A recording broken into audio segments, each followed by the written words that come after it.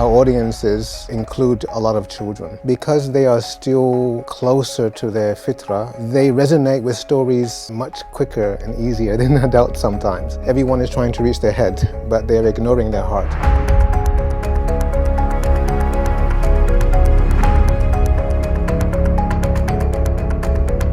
We did talk about a play about Hoca Nasruddin as the psychiatrist, today's agent. So it's still an idea. There are a number of pieces of Muslim literature which are gold dust for us because they never have been experienced in English. As this degradation of the imagination continues to happen in the West, people are going to be looking for new stories. The resources that we have within Muslim literature and heritage presents a huge opportunity. I think we also, most importantly, is we need to have the courage to live these stories so that we can have a voice. Ketebe'nin katkılarıyla hazırlanan Düşünce Atlası başlıyor.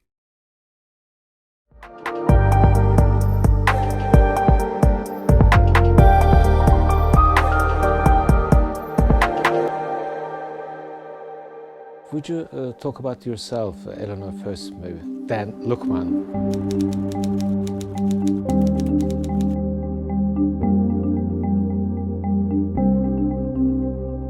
Okay, well, I'm an associate director of the Hayal Tiyatro Company. I work as a storyteller, former drama teacher. My name is Luqman Ali. I'm the founding director of Hayal Tiyatro Company. I'm a playwright and a theatre producer.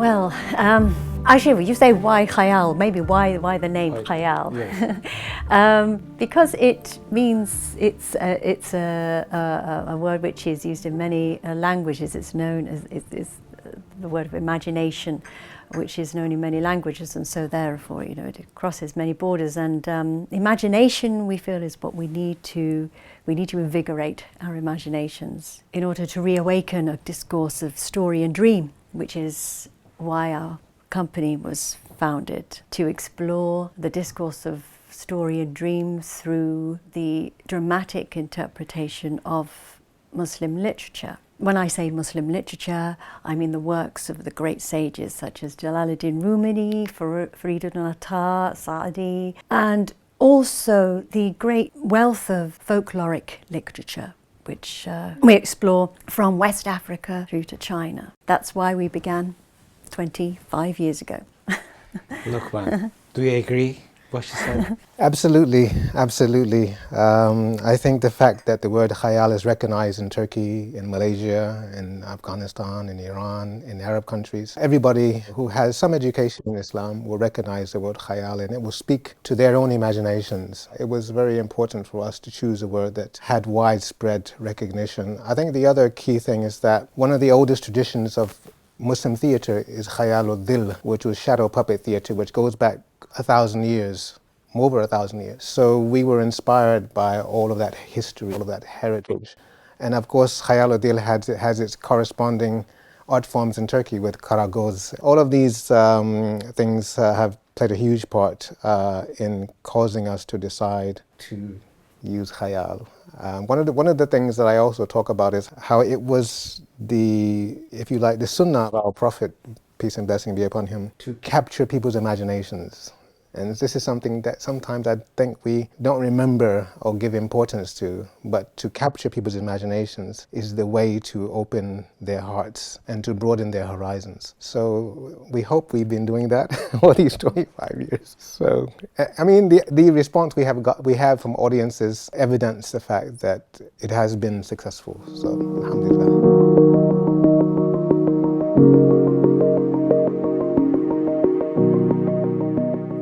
That's big questions, yeah. So we chose theatre because in this country, of course, theatre has a very great history. And so we're speaking in the language of the day. It's a place where ideas are formed. So that is why we chose to work within theatre. And the process of actually adapting what is either just a literary piece to stage is is a long process. It's a lot of work. It's a lot of imagining and adapting to story and then into play script. I mean, it is just a long creative process. And working with a team, as we did with Conference of the Birds, there was a lot of devising work also with the cast, with other creatives that were on board. And because we are working with literature that has not previously been adapted to stage, in many cases that makes often our creative process much longer, because we're not just taking play scripts off the shelf. We're sort of working from sometimes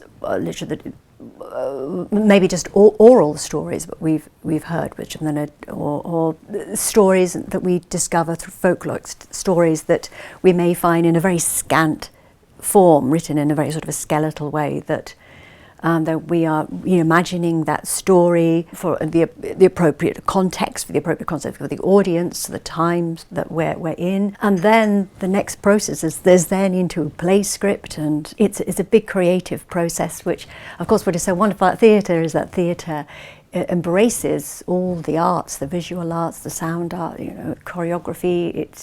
It's an amalgamation of all these arts working together.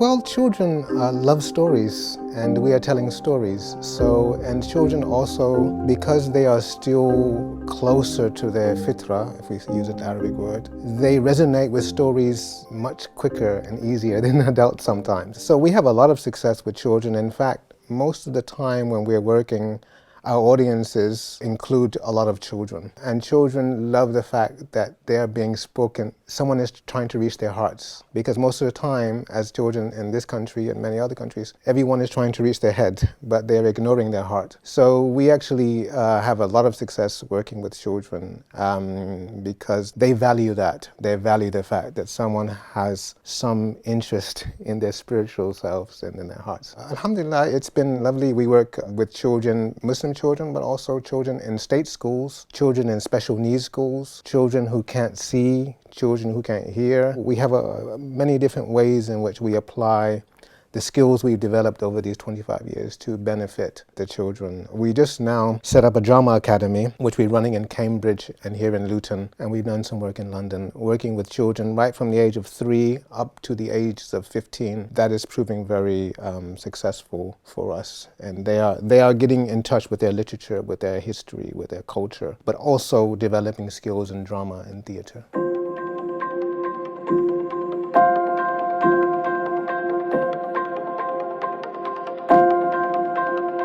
That's the wonderful thing about stories. That's the beauty of stories, because we do see characters presented in these archetypes. I mean, that's the beauty of the fairy stories. One person, you see yourself in many different characters. So the children, as Luqman explained, because of their fitra state, they understand that, they relate to that immediately. So the archetypes of the lower self and the higher self, a beautiful way for children to easily relate to and understand so many concepts of development of their own character, of their self. So they understand that, that we are not just all bad or just all good, but we need these archetypes to be able to look at ourselves so that we can understand the whole. I think there's that very popular Disney, was it a Disney? The film that came out about Inside Out or something, exactly. Which is sort of using that same concept of seeing the self in these different archetypes. I don't see it as a problem.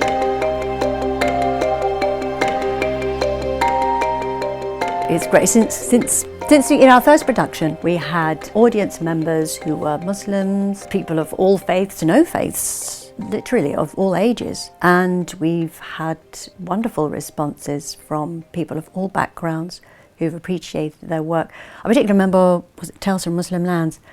I remember a 6-year-old and a 60-year-old who both, came to the same production. They absolutely loved it. The 6-year-old loved it for the language. I was fascinated by just what he was hearing, for the poetry of the language. It's a prose language. Yeah, prose, yes. Yeah. Oh, yeah, and But it was... also poetry. Sometimes Yeah, we use sometimes poetry. verse as We well. do, yes. So across the board, it's a very good response. It's interesting that historically in this country, you have three centers of socio-cultural convergence. You have the church, the theatre, and the pub.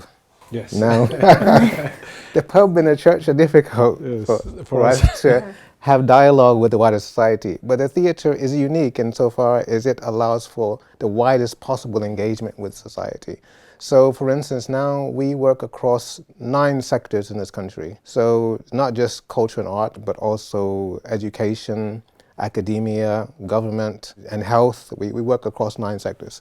So that means we are working with anything from a big blue chip companies like Norton Rose and Ernst & Young and KPMG and Bank of England to Cambridge University, Oxford University, Warwick University, and community organizations, hundreds of community organizations. I think what we proved in these 25 years is that if you speak to the people in their cultural idiom, your focus is on story, dream, and the imagination, they will value and they will appreciate the dream of Islam, if you like, the humanitarian dream of Islam. That's what motivates us. Okay. The way in which we see very diverse audiences responding from top of society to the bottom of society.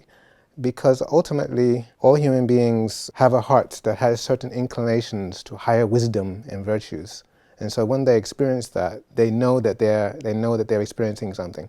So one of the most common things that non-Muslims say to us about our work is, "You've touched my heart, you've reached my heart."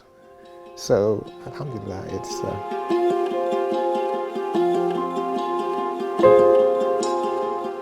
It's always a conversation, and a performance is always a conversation. So you never know quite what you're going to receive, and that's the wonderful thing, because then the story is fresh every time. As you go along. Yes, it develops. It's because different audiences require or ask for different things. There are certain things that come up in reflections that come up in the story that is particularly relevant to that audience. And so it's always new. It's always fresh. It's always a challenge.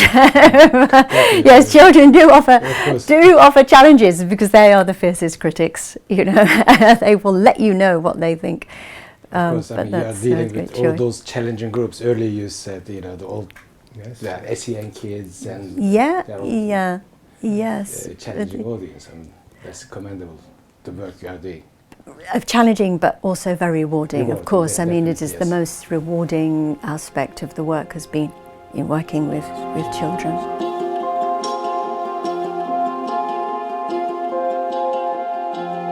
It's a challenge, but it's also a huge opportunity, because I think the wondrous thing about Muslim cultures is Muslim cultures spread the whole world. So from China to Africa, from Russia down to Southern Africa, we work with stories from maybe 30 Muslim subcultures. So that means that our forebearers, our predecessors, the writers, the poets, they have helped us, they have given us the resources to address these nuances. Because if you look at Maulana, for instance, he was a great humanitarian and someone who understood the foibles and the nature of human beings, regardless of their race and their nationality and their color. So I think we are really trying to benefit from all of that experience and all of that wisdom. So that is what makes it easy, is that the writers who we are working with, the authors who we are working with, the depth to which they understand the profundity of the human experience.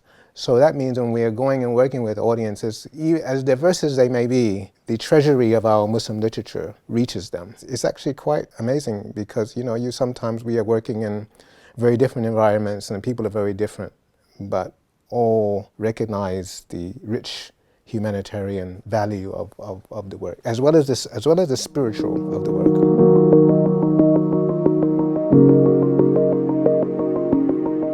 Well, I think I have to speak about the beautiful work coming out of Turkey.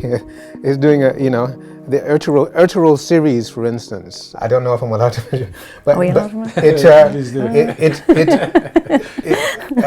I think it has proved something very, it's proved that story and dream are the most effective ways of reaching human beings. So you have people coming into Netflix or on the other platforms, whether they're Muslim or not Muslim, all over the world, watching this and enjoying the stories and the spirituality and the complexity of human experience. So I think we watched it with our children even. So we think that this is, the more we can amplify this approach, the more effective we will be in sharing the dream of Islam. Because ultimately, human beings, they understand each other through their stories and their dreams, not so much through their doctrine and their law. So, yeah. This is why stories, cross boundaries, they cross cultures. People can have a dialogue, and you can understand people through. I think, and I always say to children, you'll understand a people or a nation. Maybe you think that it's very different to me, it's very alien to me, but you read their stories, read their folk stories, and you will get to understand the people. So basically what you're telling me, would you agree, is the fourth estate has the last say, fourth estate has the last say, the media. Fourth estate, yeah. Would you say that? Yeah. The storytelling industry is fourth estate. Yeah, exactly. Yes, it's and I think that's also an understanding of the power of story. We've sort of seen that more in discourse now, in discussion, that the importance of the value of it. And also within the Muslim community, I think as a whole, within the UK, we've seen a growth of the appreciation, a sort of a renaissance really of the arts in the UK in the last 25 years.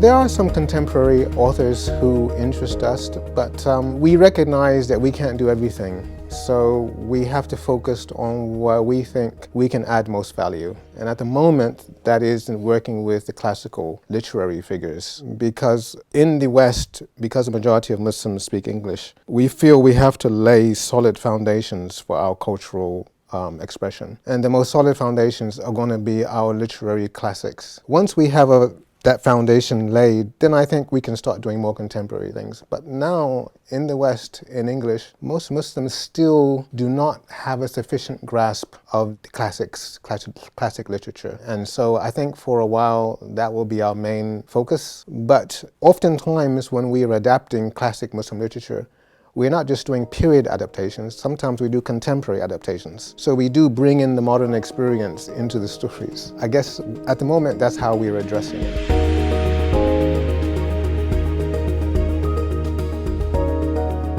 Oh yes, well, he goes everywhere. We used him all the time. I mean, he's always with us. We did talk about an idea of a play, writing a play about Hoja Nasruddin as the psychiatrist. Today's age, so that's it's still an idea. What about the Korkut?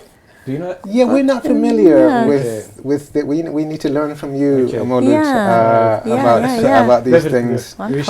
Yes. But I mean, Yunus Emre is someone who we have been learning about, and we definitely want to do more, something in relation to his poetry and to his works. Yeah, I mean, we have benefited hugely from spending time in Turkey and absorbing the Muslim culture of Turkey in our work. You know, even going to Konya to see Maulana and everything. So it's we would consider one of the most important places for us as an inspiration, is all the wonderful Muslim heritage you have there in Turkey. So we look forward to learning more from you about other resources. But our first children's, we've only published one book, and that's a children's book on the antics and exploits of Hoja Nasruddin, and it has won awards and is still selling well. So.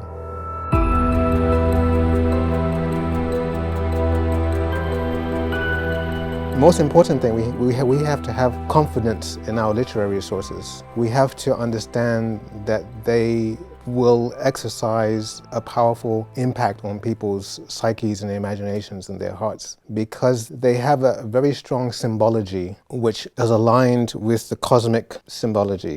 The Quran talks about the ayat. So I think that so long as we have confidence in our literary resources, we will be able to use them effectively. You make a very good point that imagination in the West has been degraded. So I think the resources that we have within Muslim literature and heritage presents a huge opportunity. And I don't know about 15 years ago, the big advertising agencies in the West advised all of their big corporate clients, these are all the big multinationals, that over the coming decades, the next big cultural impact on the world would come from Muslim cultures. Because of the diversity of Muslim cultures, I don't think there's any canon of literature which is as vast as Muslim literature. So I think it's just a matter of working with it, adapting it to television, to radio, to film, high quality, as we're seeing so much beautiful work coming from Turkey, and presenting it to the world. Because as this degradation of the imagination continues to happen in the West, people are going to be looking for new stories and new dream materials. I think we also, most importantly, is we need to have the courage to live these stories, the virtues that they are upholding, which demand of us to overcome our own prejudices so that we can support each other to make sure that we do have a voice, and that those who may be adverse to the story that we are trying to tell, the narrative that we are trying to speak for ourselves, is allowed to have its place. Yeah, we must have the courage to allow the stories to work on us and to really live them so that we can have a voice.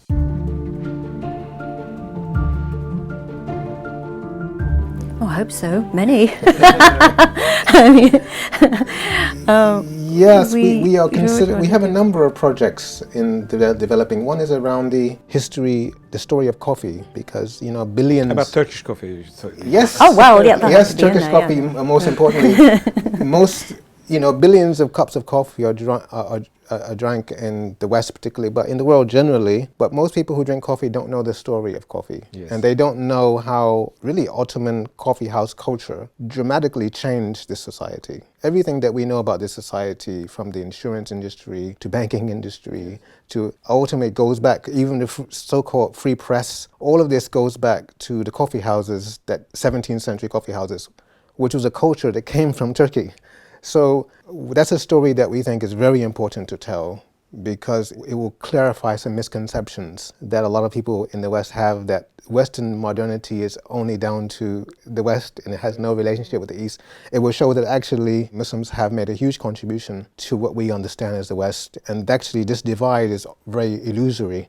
So that's one big project that we've been working on for some years. But there are many others. There's the larger production on Hoja Nasruddin. There's also Ibn Tufail's Hayy ibn Yaqdan, which we are working on now. There are a number of pieces of Muslim literature which, as you described, are gold dust for us, because they never have been experienced in English. So they would be much appreciated, I think. Can you think of any other stories that we're working on? We did talk about working on the life of Jalaluddin Rumi. Yes, Jalala's life of Maulana, yes. Because no one, in English, it hasn't been done properly. There have been some attempts. Yes. There have been some attempts, but there was one, I don't know if you saw the most recent attempt, but anyway, we don't think his life has been done justice on the stage in English. So that's something that we have developed a proposal for that, actually. So, yeah. What about any plan to come to Turkey? Well, near future. Yes, indeed. We would love to be able to have the opportunity again. Yes.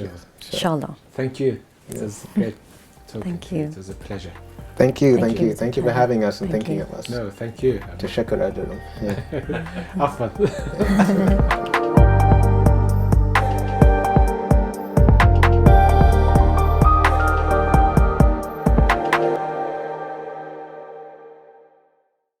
Ketebe'nin katkılarıyla hazırlanan Düşünce Atlası sona erdi.